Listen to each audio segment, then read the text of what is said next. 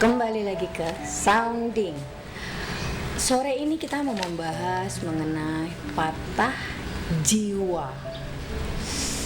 Bukan patah hati, bukan patah hidup, bukan, tapi patah jiwa. Sebelum kita membahas lebih lanjut, saya mau mengingatkan teman-teman mengenai fenomena patah ya. Fenomena patah itu biasanya terjadi kalau di manusia itu adalah pecahnya organ, misalnya patah kaki, patah tangan gitu, patah tulang gitu ya. Nah, tapi yang lucunya dua hal ini, patah kaki dan patah jiwa itu adalah sama-sama patah. Sama-sama sebuah situasi di mana tidak ada satupun yang mau itu terjadi gitu. Kalau dibilang patah jiwa kan adalah sesuatu yang dia dibikin sendiri. Enggak juga. Kalau misalnya orang kecelakaan, boleh dong aku bilang bahwa kamu ketabrak karena kamu nggak hati-hati gitu. Kalau misalnya kita mau melihat itu, ya berarti kita tidak akan pernah bisa menangkap situasi orang lain. Nah, tapi lucunya di dalam patah kaki dan patah jiwa itu ada respon-respon yang sangat jauh berbeda di sini. Misalnya contohnya begini. Ketika kita ketemu teman-teman yang patah kaki, biasanya kita akan duduk manis dan menghibur. Gitu, kita akan menghibur dengan ya nggak apa-apa, nanti juga sembuh, ya udah nanti juga baik-baik lagi gitu. Kita menyemangati dia. Patah kaki ya. Nah, kalau di patah jiwa, ketika kita memperlihatkan bahwa kita sakit, ada indikasi kita terlihat sakit, kebanyakan orang tidak menganggap itu adalah bentuk sakit, tapi lebih ke cari perhatian.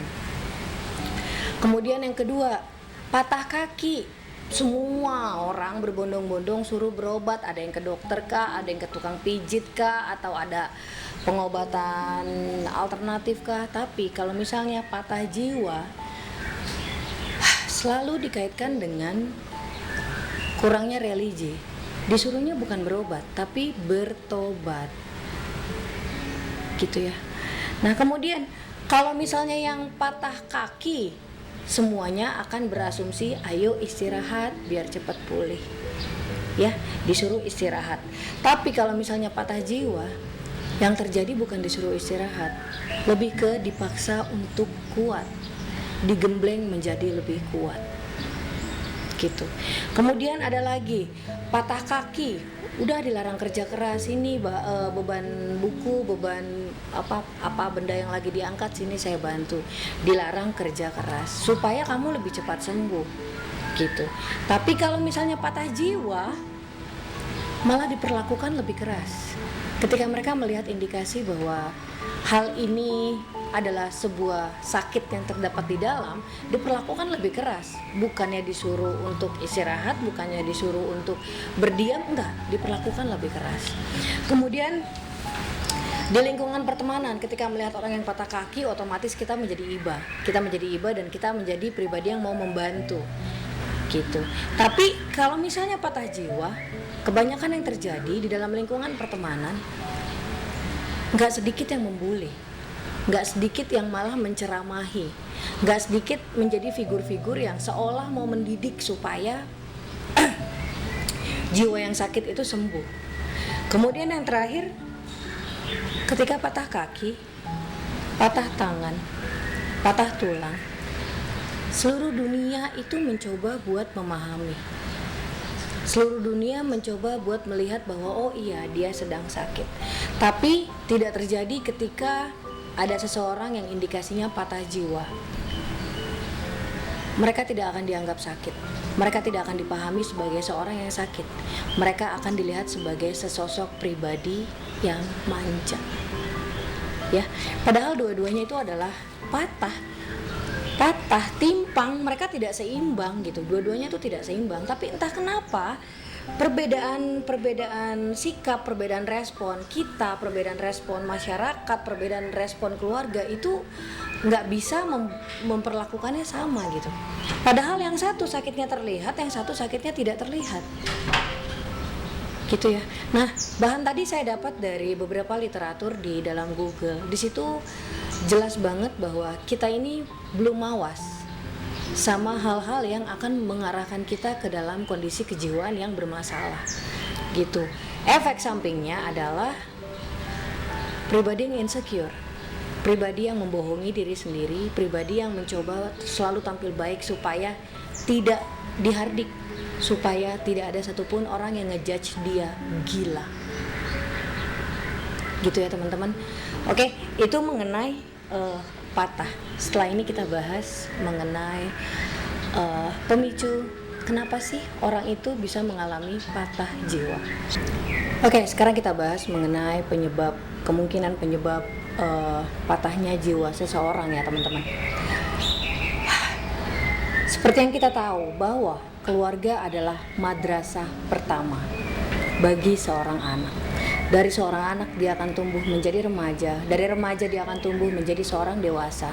Jadi kalau ada di mana orang bilang bahwa ibu adalah madrasah untuk anaknya, benar, tidak salah. Tapi jika menyangkut tentang jiwa, yang berperan bukan cuma ibu, tapi semua. Ya.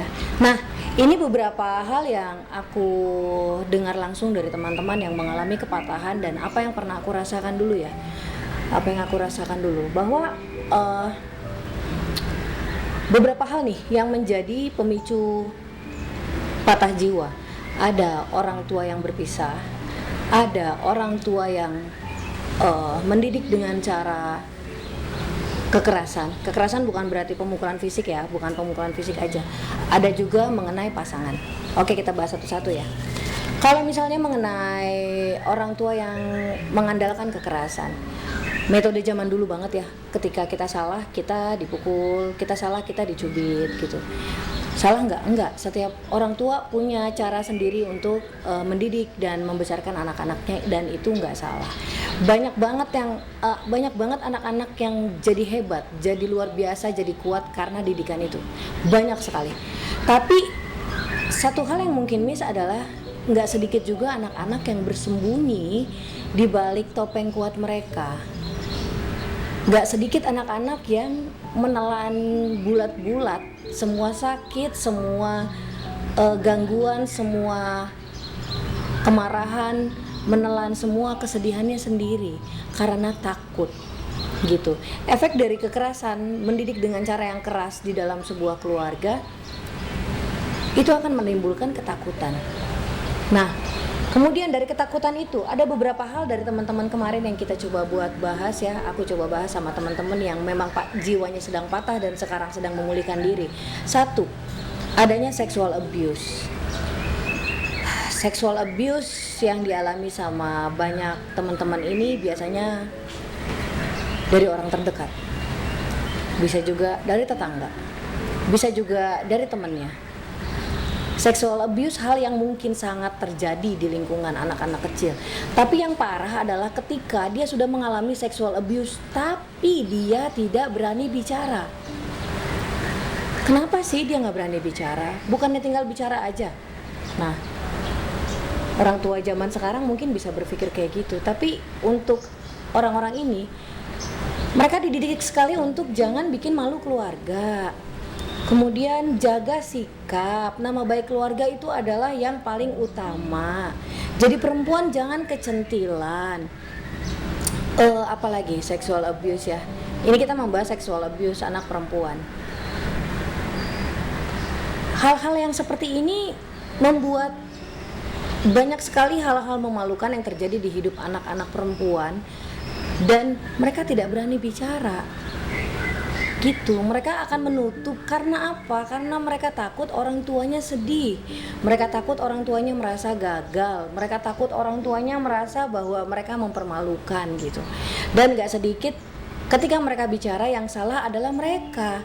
Kamu sih baju kamu begitu. Bahkan menurut saya gak fair ketika anak-anak atau remaja mengalami sexual abuse terus dikategorikan salah pakai baju. Menurut saya nggak fair karena banyak sekali sexual abuse itu terjadi kepada anak-anak yang pakai baju tertutup gitu ya teman-teman. Jadi hal-hal itu yang membuat anak-anak jadi sulit untuk berbicara kepada orang tuanya gitu. Terus anak-anak yang sibuk ketakutan, mereka nggak akan pernah bisa bicara apa yang mereka rasakan. Itu baru sexual abuse, belum lagi bully di sekolah. Mungkin dia gendut kah, mungkin dia kekurusan kah, mungkin sepatunya jelek kah, mungkin rambutnya keriting, lurus, hitam, putih. Hal-hal seperti itu harusnya hal-hal sederhana yang bisa diceritakan anak-anak ke orang tuanya. Tapi apa yang terjadi ketika cerita ke orang tuanya? Udahlah, nggak usah fokus sama hal nggak penting. Udahlah, yang begitu aja kamu nangis. Udahlah, jadi perempuan jangan cengeng. Depresi dimulai dari hal-hal kecil. Dan untuk seorang anak tidak mudah untuk mereka bisa jujur mengenai apa yang mereka rasakan. Kemudian ada stigma di kepala orang tua bahwa yang mungkin depresi, yang mungkin stres ya kami orang tua. Saya harus biayai kamu, saya harus membina keluarga, saya harus mendidik kamu, saya harus mencari uang, saya harus menjadi figur. Ibu, bapak, banyak sekali anak-anak yang punya persoalan di dalam diri dan jiwa mereka, tapi mereka tidak bisa berbicara. Dan itu cikal bakal depresi. Kayaknya nggak kurang banyak di dalam televisi bagaimana anak-anak usia muda, SD, SMP yang mencoba bunuh diri, bahkan sudah bunuh diri. Karena mereka tidak bisa menghandle rasa mereka. Mereka dibiarkan untuk menanggung semuanya sendirian. Ya. Kemudian membesarkan anak-anak tanpa pemahaman. Banyak sekali orang tua yang lelah mendengar pertanyaan nggak ada juntrungannya ya menurut kita, menurut mereka. Saya memposisikan diri saya di sini sebagai seorang ibu ya. Banyak banget pertanyaan yang berakhir dengan dari sananya emang udah begitu. Kenapa nggak boleh mencuri? Dosa. Pemahamannya cuma sampai dosa. Ketika mereka melakukan entah nggak sengaja, entah dituduh, yang mereka dapat bukan waktu untuk menjelaskan tapi pukulan-pukulan atau hinaan-hinaan dari kita keluarganya. Padahal yang mereka butuhkan adalah pemahaman, pengertian gitu. Nah, hal-hal seperti ini jadi memancing mereka untuk menjadi figur yang memberontak, menjadi figur yang marah di dalam, menjadi figur yang tidak selesai dengan diri mereka. Ya, reminder buat kita bahwa sekecil apapun anak-anak, mereka butuh yang namanya pemahaman. Kemudian itu tadi keluarga utuh ya. Keluarga utuh aja bisa punya drama. Bagaimana keluarga dengan single parents, single father, single mother. Single parents, single mother, single father. Dengan dua orang tua aja bisa pincang, bagaimana dengan satu gitu. Dengan dua orang tua aja bisa patah, apalagi dengan satu. Yang ribetnya begini, ketika patah orang tua merasa kami adalah orang tua, kami punya hak untuk menyelesaikan masalah kami berdua secara orang tua. Anak-anak gak perlu tahu. Yang kita lupa, siapapun yang pergi dari hidup si anak itu adalah hak mereka. Dan mereka punya hak untuk mengerti. Mereka punya hak untuk paham kenapa tiba-tiba bapak gue gak ada ya, kenapa tiba-tiba ibu saya meninggalkan saya ya. Belum lagi stigma-stigma yang disampaikan kepada single parents ini, single mother atau single father ini, bahwa bapak kamu berdebah, ibu kamu tukang main serong atau apa, bapak kamu gak kerja, ibu kamu gak bisa ngurus anak, gak bisa ngurus suami gitu. Single parents kebanyakan, bahkan saya mungkin pernah melakukan itu dan saya sudah minta maaf sama anak-anak saya. Kita menggiring anak-anak untuk membenci orang tersebut, pasangan yang sudah pergi. Kita tidak menggiring mereka untuk mengerti situasinya. Kita menggiring mereka untuk menjadi pribadi yang memusuhi darah daging mereka sendiri. Ya, akhirnya kita terjebak dengan drama. Kita menjadi orang tua yang tidak mau paham kerinduan anak terhadap sosok tersebut. Dan kemudian karena dia rindu sama sosok tersebut, mereka menjadi pincang. Mereka menjadi pribadi yang rendah diri. Mereka menjadi pribadi yang malu. Mereka ngerasa mereka gak sempurna, mereka gak layak. Ya lihat tuh, papa kamu pergi karena dia gak perjuangin kamu. Lihat tuh, mama kamu pergi karena mama kamu gak puas dengan hidup dia. Bahkan mereka aja gak mikirin kamu. Hal-hal seperti itu loh. Ya, di sini yang saya sampaikan bukan mau menjudge, bukan mau menilai, bukan mau menilai keluarga siapapun, bukan. Saya mau menyampaikan ini agar kita, saya termasuk dan suami, kita sebagai orang tua lebih bisa mawas diri, lebih bisa mengerti apa yang anak-anak butuhkan. Bukan cuma sekedar uang dan materi, bukan cuma sekedar pelukan, bukan sekedar makan dan rumah yang cukup, bukan, tapi lebih ke pemahaman, lebih ke pelukan ketika keadaan tidak berjalan sesuai dengan yang diinginkan gitu. Nah, abis ini aku akan bahas mengenai patah jiwa yang diakibatkan sama pasangan yang salah. Alright. Kemudian mengenai pasangan, bukan pasangan yang salah sih ya harusnya ya. Ketika sudah menikah kita nggak bisa bilang pasangan yang salah ya, tapi pasangan yang mungkin kurang bisa bekerja sama dan kurang bisa menerima situasi gitu. Kebanyakan pria itu kan memang sudah ditakdirkan katanya di dalam semua agama untuk mencari nafkah. Nah, apesnya pria itu berpikir mengenai udah tugas saya sudah selesai mengenai mencari nafkah. Orang-orang yang sudah bekerja berpikir mencari nafkah saja cukup. Dibiarkanlah istrinya dengan kerumitan hidupnya. Dibiarkanlah istrinya mengerjakan apa-apa yang di rumah sendirian gitu. Belum lagi kalau misalnya ketika marah keluar satu kata-kata, saya tuh udah kerja capek, saya udah cari uang buat kamu dan anak-anak. Itu percaya nggak percaya, tapi harus percaya bahwa sakit yang ditimbulkan dari kata-kata itu kan membuat kita nggak berdaya ya. Ketika kata-kata itu membuat kita nggak berdaya, kita menjadi pribadi yang oh iya ya, oh iya ya, oh iya ya. Akhirnya kita menjadi perempuan yang insecure, menjadi perempuan yang merasa bahwa kita pantas untuk mengerjakan semuanya, kita pantas untuk berjibaku sendirian, kita pantas melewati hal-hal tersebut sendirian gitu. Padahal konteks rumah tangga yang diajarkan sama banyak agama yang kurang digaungkan adalah Nabi pun membantu urusan rumah tangga loh gitu. Akhirnya ketika istrinya sibuk dengan urusan rumah tangga, suaminya sibuk mencari uang, ketika pulang suaminya makan, tidur, lelah, main sama anaknya sebentar kemudian lelah, lupa perempuannya butuh diajak bicara, perempuannya butuh diajak berdiskusi, perempuannya butuh cerita. Mungkin kesannya membosankan, cerita yang dialamin tuh kan cuma itu lagi kan. Terlihatnya membosankan, tapi perempuan butuh gitu. Jadi buat pria-pria yang mungkin nonton ini, coba dipahami lagi bahwa ketika kamu berumah tangga, pekerjaan kamu tidak selesai dengan cara mencari nafkah doang. Ada kebutuhan emosional yang harus kamu cukupi tentang perempuanmu. Perempuan yang kamu pilih, perempuan yang kamu bawa dari keluarganya dan hidup bersama kamu. Ya, itu salah satu pemicu. Yang kedua, pasangan yang berhenti mendengar. Oh ya udahlah, tadi si A begini, si B begini, itu ya wacananya perempuan. Tadi anak kita bisa ini, tadi anak kita jatuhin itu, tadi rumah berantakan, tadi. Oh ya. Prianya sambil megang handphone. Bayangin seharian di luar, nyampe rumah dia mandi. Ketika dia selesai mandi, dia duduk megang handphone, dan ketika istrinya bicara dia pegang handphone terus. Dengan alih-alih, saya juga butuh me time, saya juga butuh waktu. Nah, pasangan yang berhenti mendengar, perempuan itu punya ribuan kata yang harus keluar setiap hari, atau itu membuat dia depresi. Ya, gitu ya teman-teman ya. Perempuan yang kurang kuat godaan, dia akan mencari pria lain.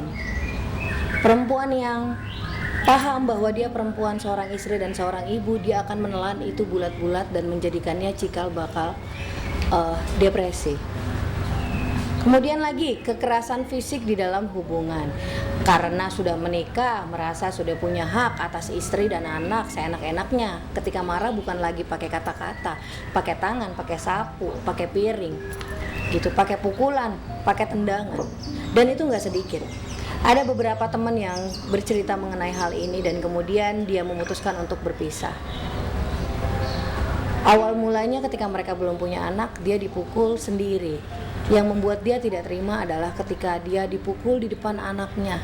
Dan pemukulan itu bukan cuma ngegampar ya, tapi lebih ke pemukulan bertubi-tubi sampai si perempuan ini berdarah-darah di depan anaknya yang masih balita, gitu ya. Terus ketika sudah terjadi seperti itu, dia mengadulah kepada keluarganya. Mayoritas keluarga mungkin menerima, tapi nggak sedikit juga yang ya udah, kita doain aja biar dia sembuh, kita doain aja biar dia berubah. Dan itu bukan support yang diinginkan sama orang-orang yang mengalami kekerasan fisik. Mereka tidak butuh support, ya udah kita doain aja, enggak, karena dia akan hidup dalam ketakutan dan akhirnya dia malas bercerita sama siapapun, gitu. Kalau nggak dia dibodoh-bodohi, dia disuruh kuat-kuatin. Terus mengenai pria yang mencari nafkah, kadang nafkahnya nggak cukup ya, tapi suami maunya banyak. Segitu dikasih, segitu juga dia harus ngurusin anak, ngurusin rumah. Belum lagi kalau anaknya mulai sekolah, belum lagi kalau ada bayi di mana pampers susunya itu banyak. Tapi suaminya nggak mau mengerti. Ya itu udah segitu, kamu gimana ngaturnya aja. Dan jadilah si perempuan yang kelimpungan sana sini, mau kerja juga kesulitan membagi waktu antara anak-anak dan pekerjaannya. Mau coba dagang nggak punya modal, itu menjadi cikal bakal. Ibunya atau si perempuan menjadi pribadi yang marah kepada anaknya, kemudian laki-laki yang marah ketika apa yang dia mau di rumah tidak ada, padahal memang nggak cukup. Nah, lagi dianggap remeh, seperti yang tadi dianggap remeh itu adalah kamu kan nggak kerja, kamu kan di rumah aja, kamu tuh kan nggak mencari nafkah. Aku loh capek seharian, aku sampai lembur-lembur loh kerja buat kalian, gitu.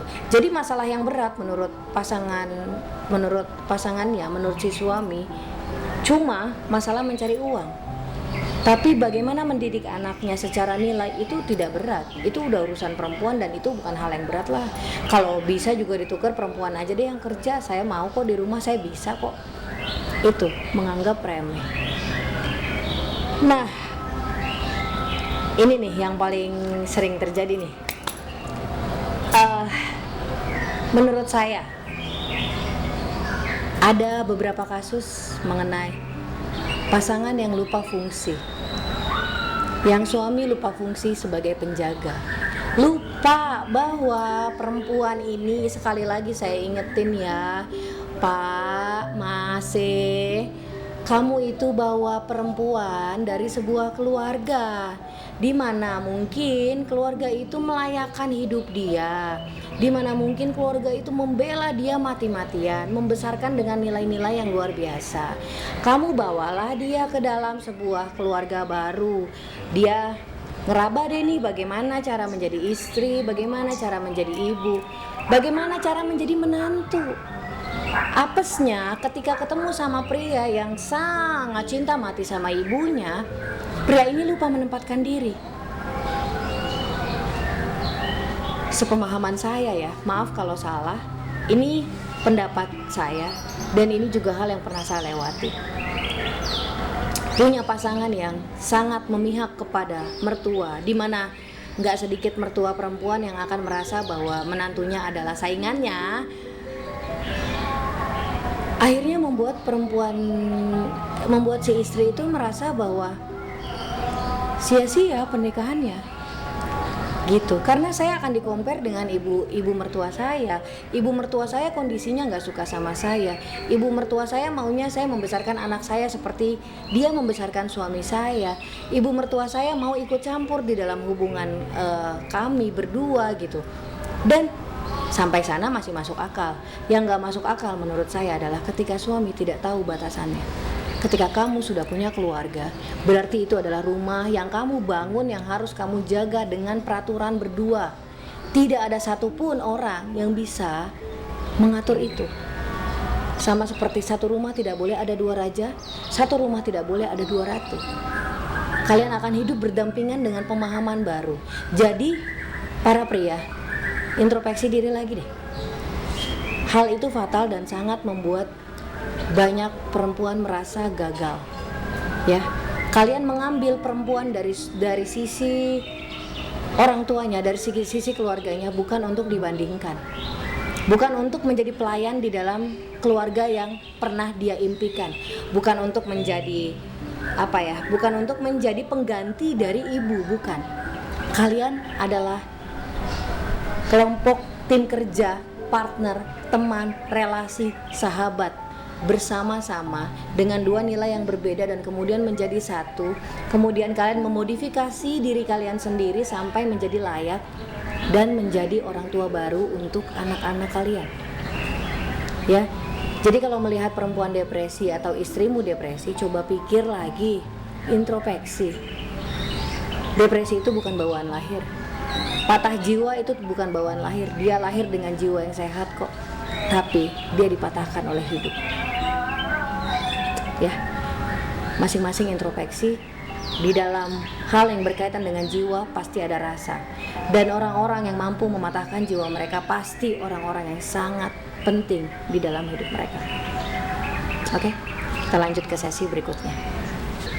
Kemudian, apa sih yang harus dilakukan sebagai seorang partner atau seorang pendamping dari orang-orang yang patah jiwanya?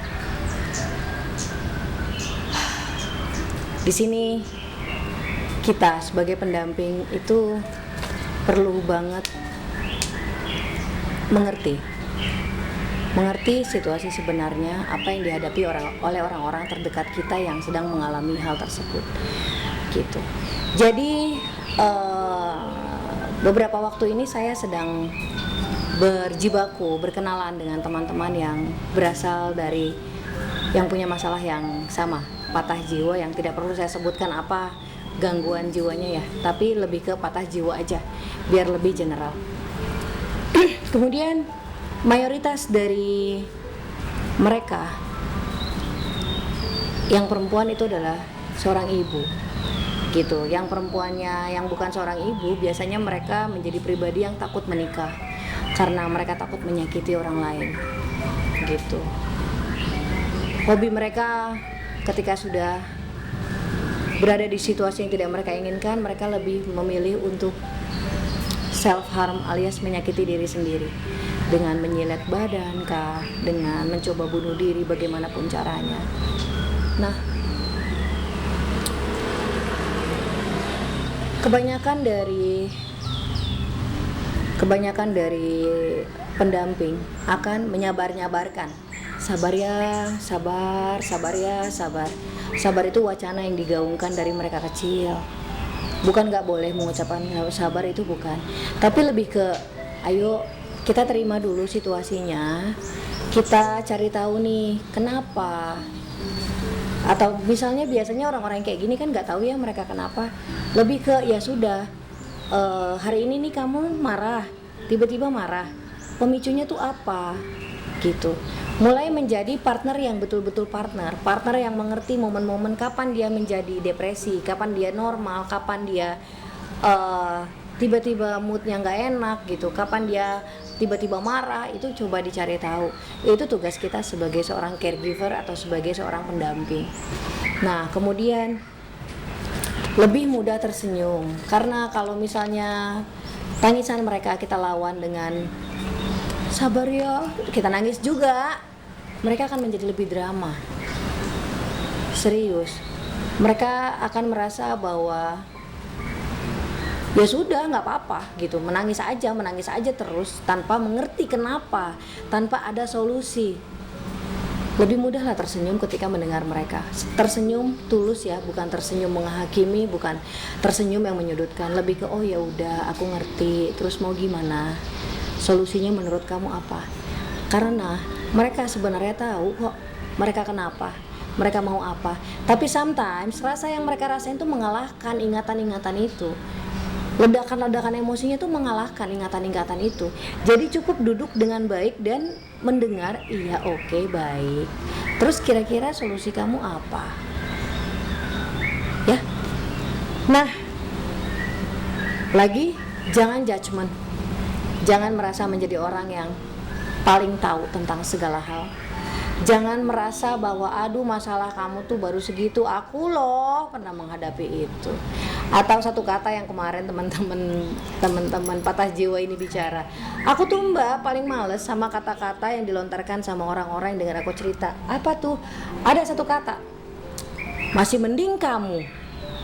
Dan dia akan membandingkan cerita kamu dan orang lain. Jangan ya.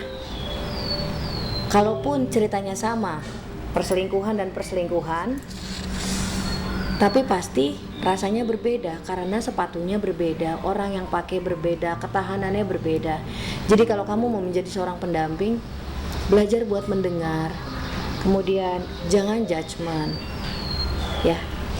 Nah, apalagi yang harus disiapin untuk menjadi seorang pendamping atau diingat untuk menjadi partner? Menyiapkan hal-hal untuk pengalihan. Jadi kalau saya kemarin teman-teman mulai Mbak jam segini tuh mood aku nggak enak, kata dia. Aku mau marah rasanya. Aku cuma bilang oke, kamu punya anak kan, kamu punya pensil warna, kamu punya krayon, ayo dari jam segini sampai jam segini mau warna yuk. Aduh mbak, aku nggak bisa konsen. Ya udah, kalau gitu coba keluar rumah, cari udara segar, kemudian lihat daun-daun, lihat danau, lihat rumput. Biasanya itu akan mengobati kok. Kalau masih kurang, pegang daunnya, pegang airnya, pegang rumputnya, rasain teksturnya gitu. Rasain matahari hangatnya seperti apa, buat mengingatkan kita lagi bahwa kita itu berada di dunia yang luar biasa. Semua masalah yang ada di dalam kamu, Tuhan tahu. Itu yang harus kita sampaikan ke mereka, bahwa selain saya pendamping kamu, Tuhan sudah kasih kok hal-hal baik. Ayo keluar rumah sebentar yuk, gitu ya. Kemudian melihat persepsi dari teman tersebut, ya. Jangan melihat persepsi cuma dari kamu sebagai pendengar. Pakai helikopter view. Kalau misalnya teman kita lagi bisa diajak berdiskusi, ya kita berdiskusi. Bantu mereka buat melihat sudut baik dari setiap masalah yang sudah terjadi. Tapi kalau mereka cuma mau didengar, ya duduk diam, senyum manis, dengerin aja. Itu sudah lebih dari cukup. Ya teman-teman, sebagai seorang caregiver, sebagai seorang pendamping, tetap kuat dan tetap hebat. Sabar sudah banyak, sabar itu nggak ada batasnya. Tapi lebih baik mengerti bahwa memang sudah seperti ini dan kemudian mencari solusi. Karena saya percaya siapapun orang yang patah jiwanya di dalam hidup kamu, mereka pun tidak mau kok menjadi pribadi yang patah. Mereka juga nggak mau jadi pribadi yang lemah dan mudah menyerah. Ya, pahami.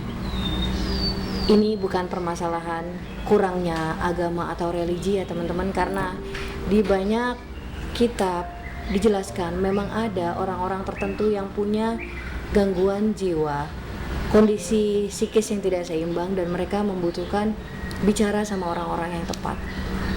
Jadi ketika ada orang yang datang ke kamu, jangan dihardik dengan kurang sholat sih, kurang ke gereja sih, kurang ke wihara sih, jangan.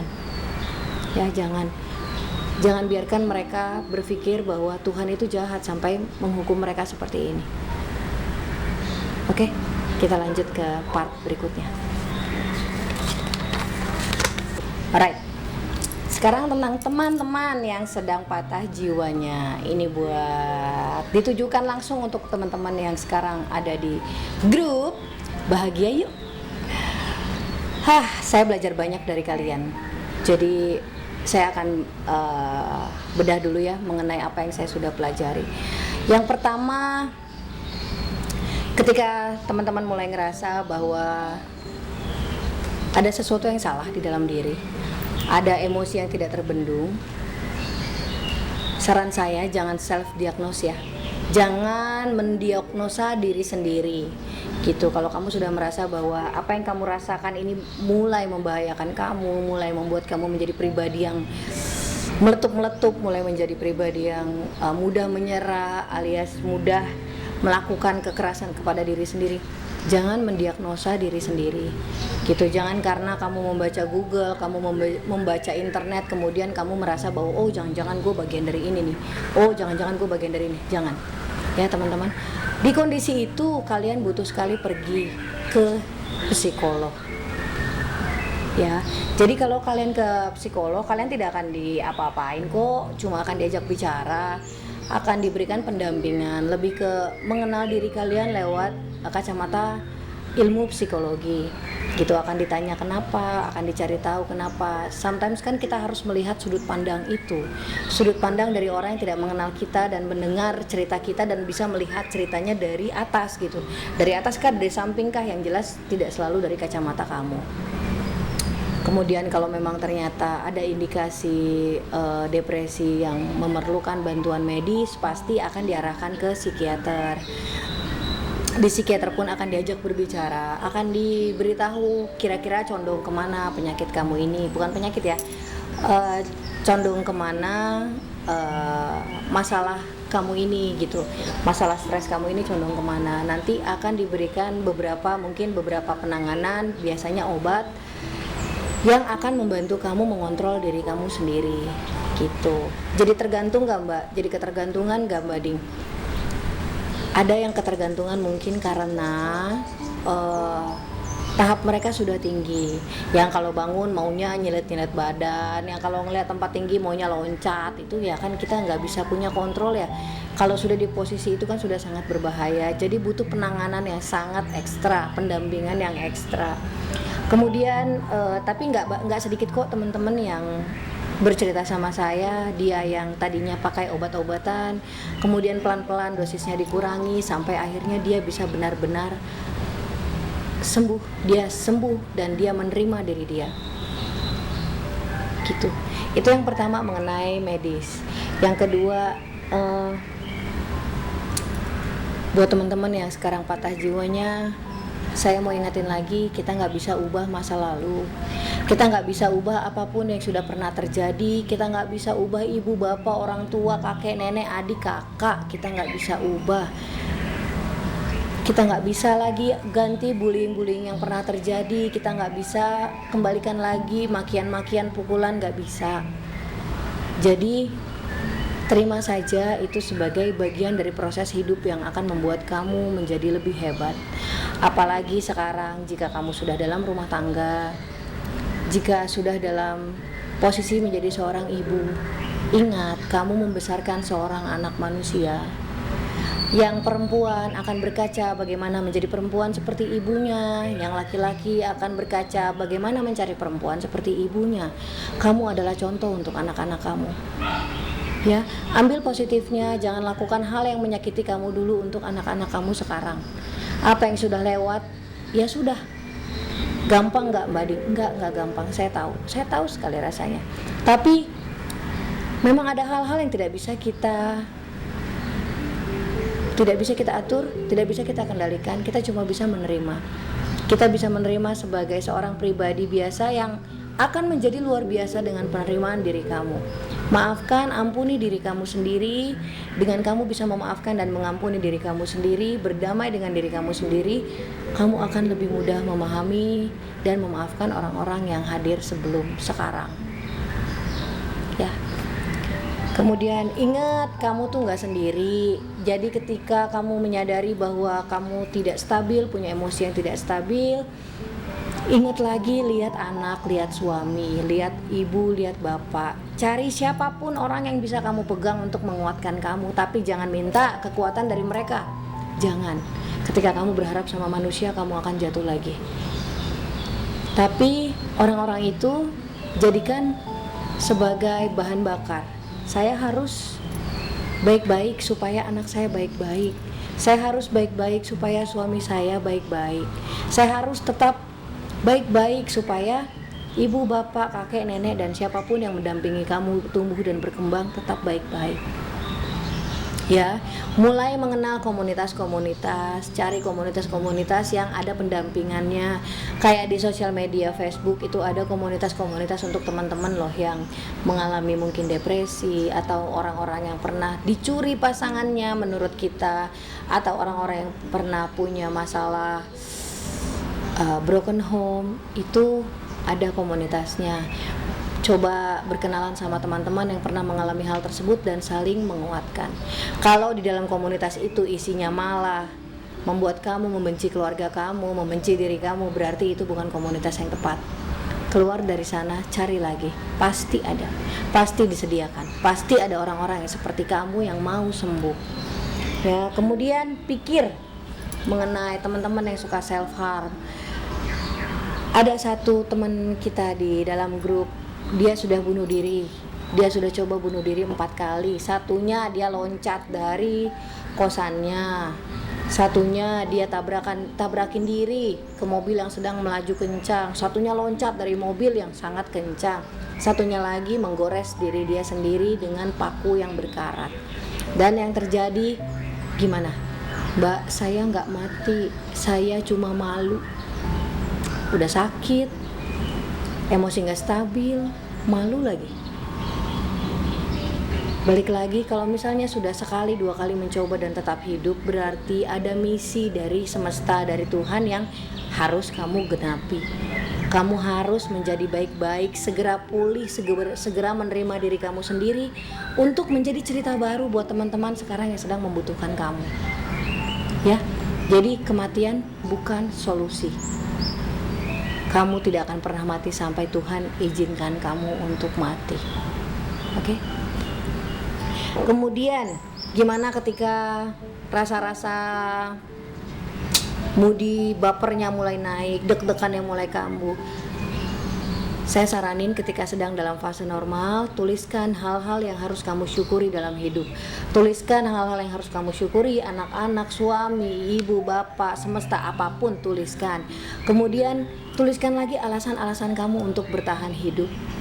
Saya mau anak saya menikah, punya anak, saya mau melihat cucu-cucu saya tumbuh, saya mau membanggakan ibu saya masih mau Mbak sekolah tinggi, saya mau jadi astronot sampai bulan, saya mau jadi orang yang berguna buat orang-orang yang pernah ada di posisi saya mau punya sekolah gratis buat teman-teman yang mungkin dulu punya kesulitan ekonomi seperti saya.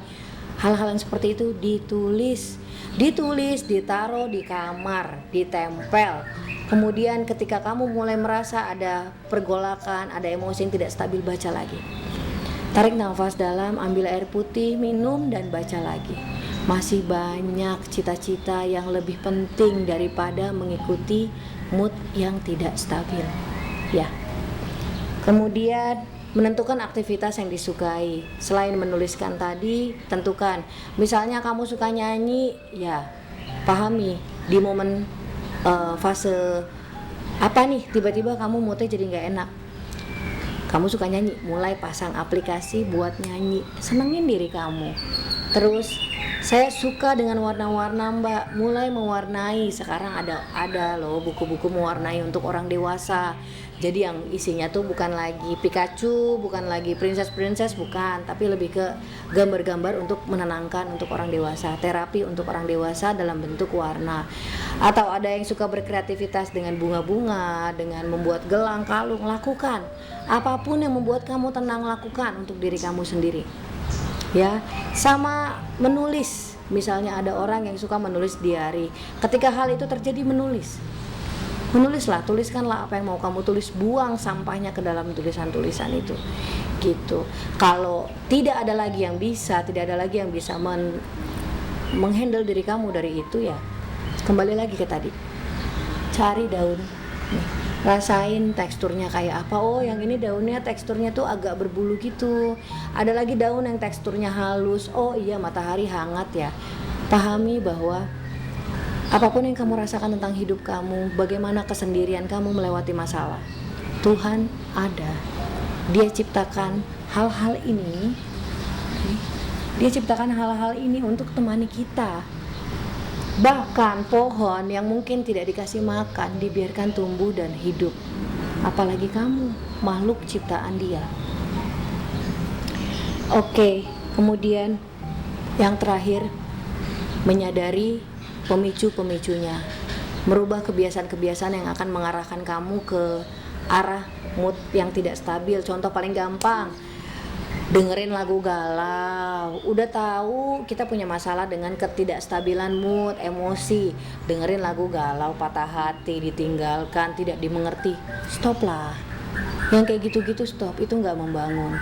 Terus baca buku tentang perselingkuhan, nontonnya sinetron yang Isinya perselingkuhan, orang kaya dan miskin, bagaimana bapaknya diambil siapa, anaknya diculik siapa, bapak ibunya ketuker atau apalah-apalah. Nggak penting. Ya, itu cuma akan membuat kepala kamu semakin banyak drama. Ya, tonton yang bermanfaat. Kalau nggak ada yang bermanfaat, cari musik-musik yang menyenangkan kamu. Tonton videonya, cari musik-musik yang bisa membangun kamu. Banyak banget kok lagu-lagu. Contoh kita bahagia, itu lagunya. Itu dari Gamaliel ya kalau nggak salah. Lagu-lagu seperti itu membangun kamu untuk lebih berpikir positif. Ingat, apa yang kamu makan, apa yang kamu pikirkan, apa yang kamu baca, apa yang kamu tonton akan membentuk bawah sadar kamu, akan mengisi lubang-lubang di bawah sadar kamu. Jadi pastikan kamu isi dengan hal-hal yang tepat. Yang terakhir, merubah kebiasaan buruk. Yang dimaksud buruk adalah pahami pemicu-pemicunya. Udah tahu kita punya ketidakseimbangan emosi, ketidakstabilan mood dan emosi. Jangan dipicu dengan mendengarkan lagu-lagu yang penuh drama, perselingkuhan lah. Terus jangan membaca buku-buku atau cerita-cerita yang isinya tentang perpelakoran lah, bagaimana ibu bapak menyiksa anak lah, anak membunuh orang tua lah.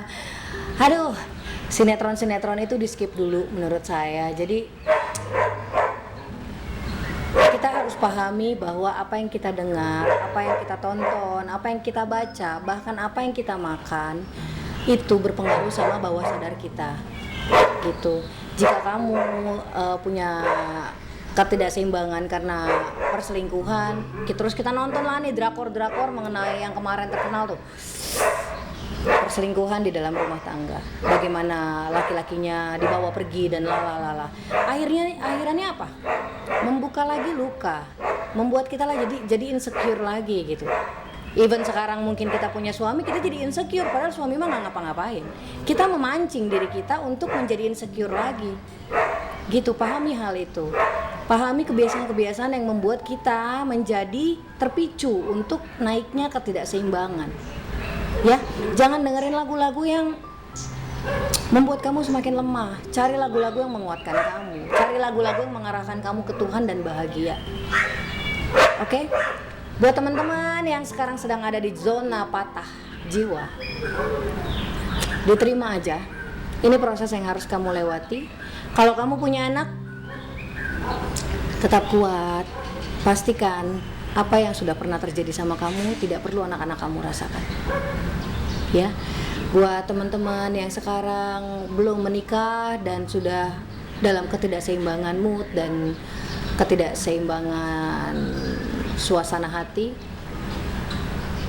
pahami kesempatan kamu masih panjang, masih banyak cita-cita yang belum selesai, masih banyak hal-hal baik yang akan kamu bagikan. Ya, jadi terima kasih banyak buat teman-teman di dalam grup, di dalam komunitas yang sudah mau bercerita, sudah mau mendengarkan saya yang bukan siapa-siapa ini sebagai seorang teman. Saya bangga kenal kalian, saya bangga melihat perempuan berjuang untuk hidupnya, untuk keluarganya. Ayo sembuh sama-sama, kita pulih sama-sama. Generasi setelah kita harus lebih baik dari kita. Bagaimana caranya? Kita yang harus lebih baik dari sekarang. Kita harus menjadi contoh, kita harus menjadi cerita baik buat mereka. Oke? Sekian tentang patah jiwa.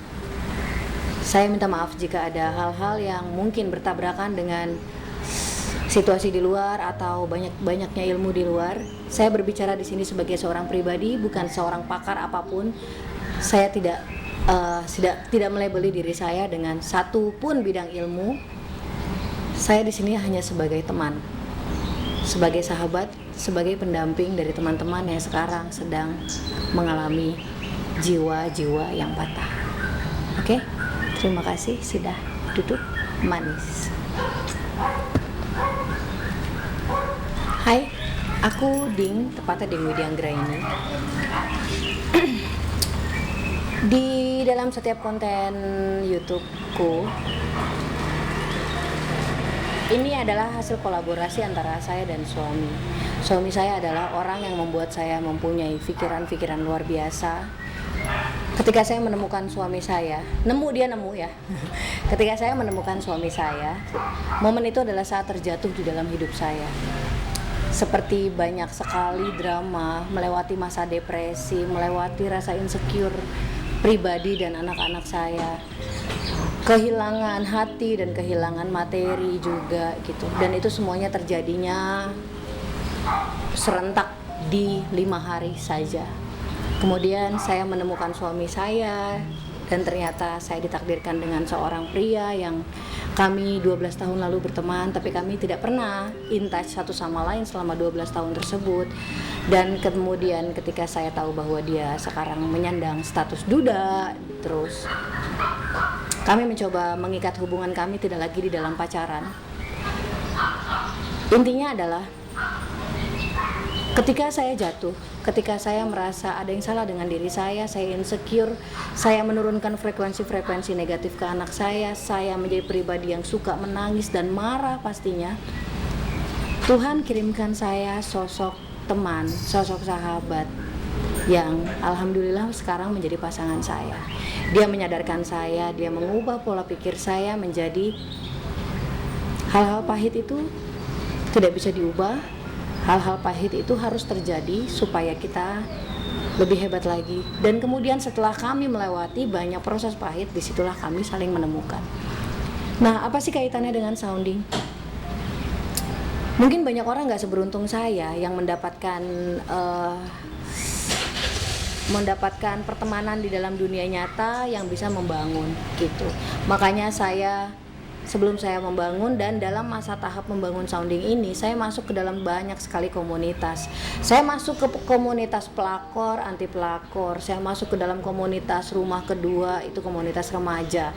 Saya masuk ke komunitas bipolar. Saya masuk komunitas poligami, anti poligami. Bahkan saya masuk ke komunitas ibu-ibu yang mama gesrek gitulah nama komunitasnya. Ada lagi komunitas menulis gitu. Di sana mayoritas saya menjadi silent reader. Saya cuma mau tahu bagaimana sih, apa sih yang sekarang teman-teman sedang hadapi gitu. Dan saya coba mengangkat banyak hal yang saya paham. Misalnya saya sudah pernah melewati hal A dan kemudian saya coba jabarkan melalui sounding ini gitu. Ini wadah saya untuk saya bisa menceritakan banyak hal yang pernah terjadi. Semoga menjadi berkat buat teman-teman semua. Semoga menjadi pemahaman baru tentang hidup, bahwa gak ada satupun rencana Tuhan yang tidak baik ya.